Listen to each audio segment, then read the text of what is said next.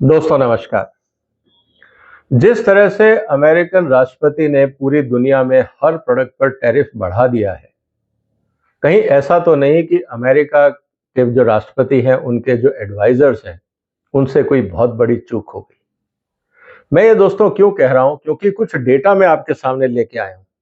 इसको हम एनालाइज करेंगे तो पता लगेगा कि कहीं ट्रंप साहब ने, जिसको कहा जाता है ना, पेनी वाइज पाउंड फुलिश, कहीं ऐसा काम तो नहीं कर दिया।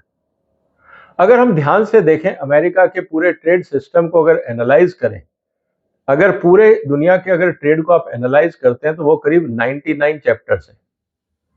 मैंने हर चैप्टर को डिटेल में एनालाइज किया है और ये पता लगाया है कि 10 मात्र ऐसे सेक्टर थे जहां पे अगर अमेरिका चाहता तो अपनी ट्रेड पॉलिसी को मैनेज कर सकता था और उनका जो 1.2 ट्रिलियन डॉलर का जो ट्रेड डेफिसिट है, उसमें से आसानी से 1 ट्रिलियन डॉलर को वो एड्रेस कर पाते।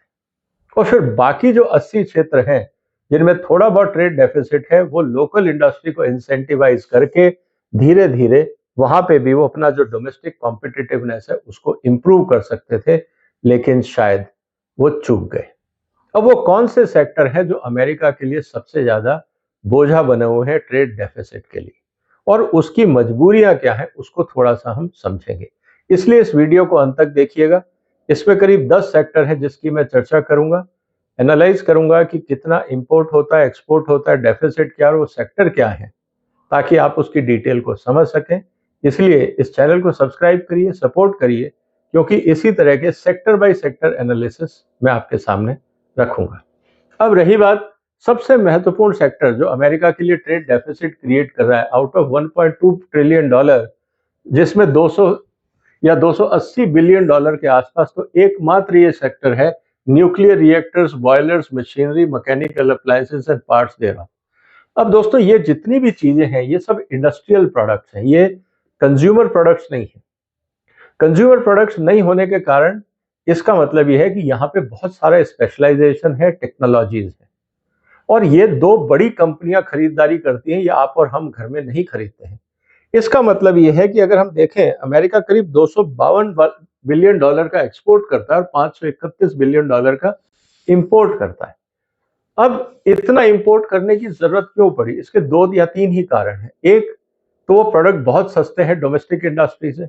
मेरा अंदाजन ये है कि जो वहां पे इंजीनियरिंग इंडस्ट्री है वो करीब 30 से 40% महंगी है हिंदुस्तान से, और चाइना से तो इससे भी ज्यादा महंगी होगी, क्योंकि चाइना में स्केल ऑफ ऑपरेशन बहुत ज्यादा है, प्रिसीजन बहुत ज्यादा है, और वो पूरी दुनिया को सप्लाई करते हैं।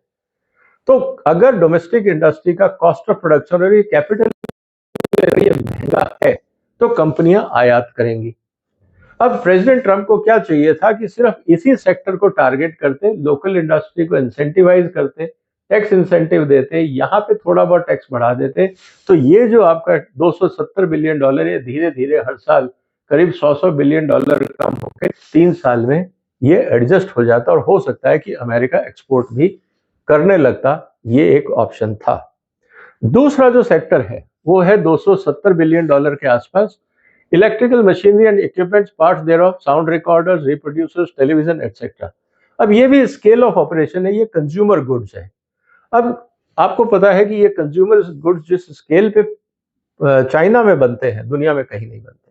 अब अगर अमेरिका चाहता है कि ये बंद करके यहाँ पे मैन्युफैक्चरिंग करे, तो सबसे इंपॉर्टेंट बात है कि अमेरिका जो है वो हाई कॉस्ट प्रोड्यूसर है।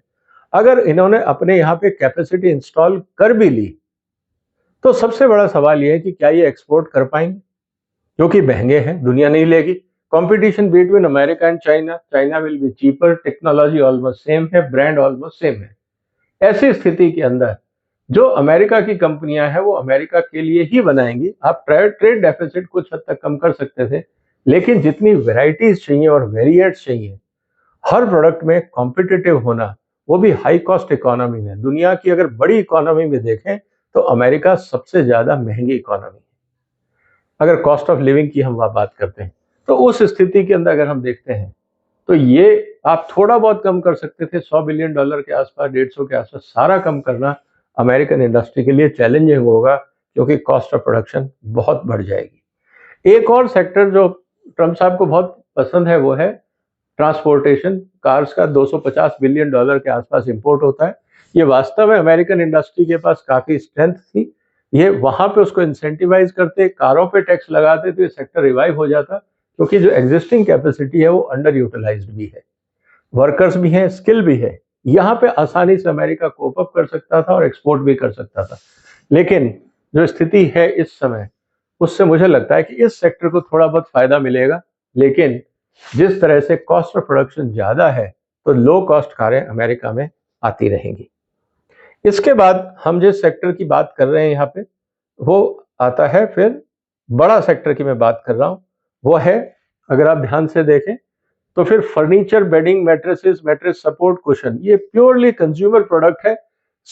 लोकल है 9.5, $72 बिलियन के आसपास आयात है और 63 का डेफिसिट है।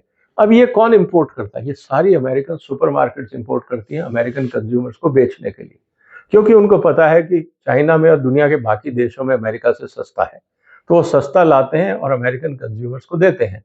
अब ये चाहे तो अमेरिकन इंडस्ट्री बना सकती है, कोई हाईटेक प्रोडक्ट नहीं है, लेकिन कॉस्ट ऑफ मैन्युफैक्चरिंग बढ़ जाएगी, इसीलिए कस्टम ड्यूटी लगाई है ताकि इनकी सेल बढ़े, कैपेसिटी यूटिलाइजेशन बढ़े, तो यहाँ थोड़ा बहुत अमेरिका को फायदा हो सकता है, लेकिन अमेरिका में कॉस्ट बढ़ेगा। लेकिन अच्छी बात यह है कि ये कंज्यूमेबल आइटम नहीं है, अगर आप एक बार खरीदते हैं तो 5-10 साल फिर आपको बार बार खरीदना नहीं पड़ता है। फिर एक सेगमेंट और जिसको लेके काफी इंटरेस्ट रहता है वह toys, games and sports requirement. करीब $43 बिलियन का अमेरिका में इंपोर्ट होता है। ये हाईटेक प्रोडक्ट नहीं है, कॉस्ट है, वेराइटीज है, चाइना बहुत डिटेल में ऑफर करता है। यहाँ पे इंसेंटिव अमेरिका को मिल सकता है। अगर यहाँ फोकस किया होता तो ये करीब जो $36 बिलियन का डेफिसिट है, इसको भी एड्रेस कर लेते।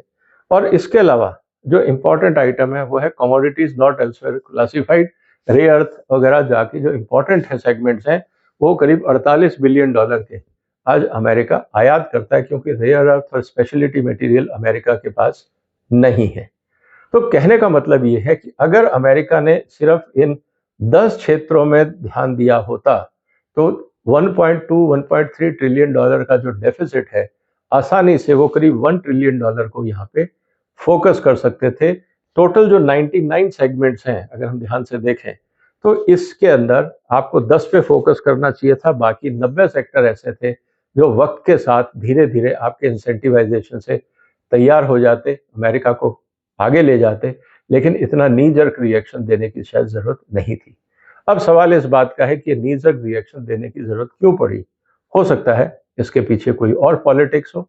जैसे जैसे वक्त निकलेगा हमें समझ में आएगा, लेकिन जब हम आंकड़ा देखते हैं तो ये बात समझ में आती है कि सारे सेक्टर्स में एक साथ टैरिफ लगाने की जरूरत नहीं थी। तो ये बात हमें अब क्लियर हो गई है कि जो 1.3 ट्रिलियन का जो ट्रेड डेफिसिट है, इसको एड्रेस जिस तरह से प्रेसिडेंट साहब ने किया है, मुझे लगता है कहीं कोई कोई चूक हो गई है, इसको दोबारा देखना चाहिए। नहीं तो जो वो चाहते हैं वो नहीं हो पाएगा ओवरनाइट। हाँ, लॉन्ग टर्म में हो जाएगा, शायद 1-2 साल लगेंगे, लेकिन तब तक ग्रेजुएटेड अगर एफर्ट ली होती तो कंज्यूमर को भी प्रेशर नहीं आता और डोमेस्टिक इंडस्ट्री भी अपग्रेड होती। आपका क्या कहना है दोस्तों इस मुद्दे पर? जो भी आपके विचार हो कमेंट बॉक्स में लिखिए। इस वीडियो को शेयर करिए, इस चैनल को सब्सक्राइब करिए, हमें सपोर्ट करिए। फिर मुलाकात होगी एक और महत्वपूर्ण मुद्दे के साथ। तब तक अपना ध्यान रखिएगा। फिलहाल वंदे मातरम।